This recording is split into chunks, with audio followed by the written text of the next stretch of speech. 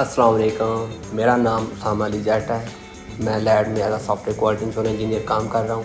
मेरे से app development की स्टेज स्टार्ट होती है और आज मैं आपको उसके प्रोसेस बताऊँगा।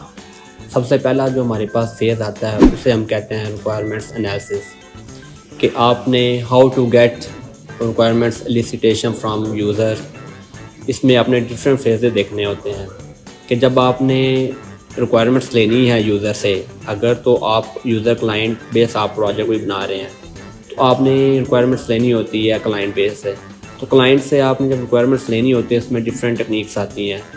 हम इसमें कर लेते हैं स्ट्रक्चर से इंटरव्यू कर लेते हैं, सर्वे कर लेते हैं, वर्कशॉप कंडक्ट कर लेते हैं। अगर तो आप किसी ऑर्गेनाइजेशन के लिए कोई सॉफ्टवेयर बनाने जा रहे हैं तो हम उसमें जो है ना वर्कशॉप अटेंड करते हैं, क्योंकि वर्कशॉप करने पे हम उसमें देखते हैं कि कौन से हमारे स्टेक होल्डर होंगे, कौन से हमारे सिस्टम के साथ डायरेक्टली इंटरेक्ट कर रहे हैं, कौन से हमारे सिस्टम के साथ पार्शली इंटरेक्ट कर रहे हैं। फिर उन सब को बिठा के वर्कशॉप कंडक्ट कर लेते हैं। उसमें जितने भी जिसके क्वेश्चन होते हैं हम उसको फिगर आउट करते हैं और उसमें बैठ के हम अपने रिक्वायरमेंट्स को सिंपल, यूनिक और क्लियर रखते हैं।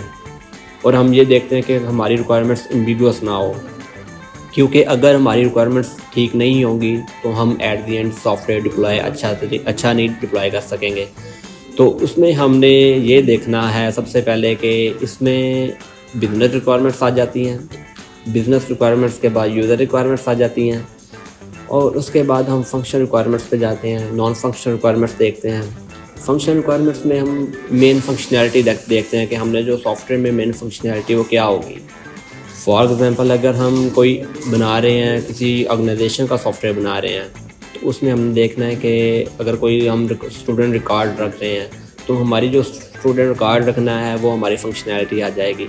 इसी तरह हम जो क्रिटिकल फंक्शनैलिटी वो देखते हैं। क्रिटिकल फंक्शनैलिटी के बाद हम उसकी परफॉर्मेंस देखते हैं कि हम जब इस पर ज़्यादा रिक्वेस्ट भेज देते हैं तो क्या ये हमारी जो वेब पेज है या मोबाइल ऐप है वो डिस्ट्रॉय तो नहीं हो रही, क्रैश तो नहीं हो रही। उसके बाद हम देखते हैं कि इसमें मेजर बग्स क्या हैं, माइनर बग्स क्या हैं। इसके बाद ये कंप्लीट ये फेस करने के बाद, रिक्वायरमेंट्स गैदर करने के बाद हम इसको जो है ना डिज़ाइनिंग भी करते हैं। ये डिज़ाइन फेस जो है ना हमारा, ये ग्राफिक डिज़ाइनर के साथ नहीं हम जोड़े इसको, क्योंकि ये जो है ना हमारा रिक्वायरमेंट्स गैदर का जो फेस होता है इसमें हम डॉक्यूमेंट कंप्लीट करते हैं। इस डॉक्यूमेंट हम कहते हैं software requirement specification document, short form इसको कहते हैं SRS डॉक्यूमेंट। तो हम उस डॉक्यूमेंट में डिज़ाइनिंग करते हैं, UML डायग्राम्स बनाते हैं। UML डायग्राम्स में आ जाती है क्लास डायग्राम्स आपकी आ जाती हैं, यूज़ केस डिस्क्रिप्शन डायग्राम्स आ जाती हैं, एक्टिविटी डायग्राम्स आ जाती हैं, आपकी सीक्वेंस डायग्राम्स आ जाती हैं। क्योंकि इससे हमारे पूरे जो है ना फ्लो, काम के फ़्लो का हमें पता चलता है कि हमारा वर्क फ़्लो कैसे है। और फ्लो चार्ट डायग्राम्स आ जाती हैं कि हमारा जो सॉफ्टवेयर स्टार्ट कहाँ से होगा और हमारा एंड कहाँ पे होगा।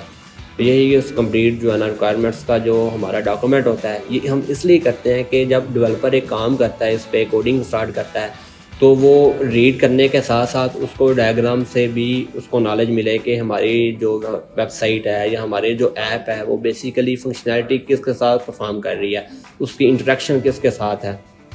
तो ये हमारा रिक्वायरमेंट्स एनालिसिस का फेज़ कंप्लीट होता है। इसके बाद आ जाता है डिज़ाइनर का phase. So over to you designer phase.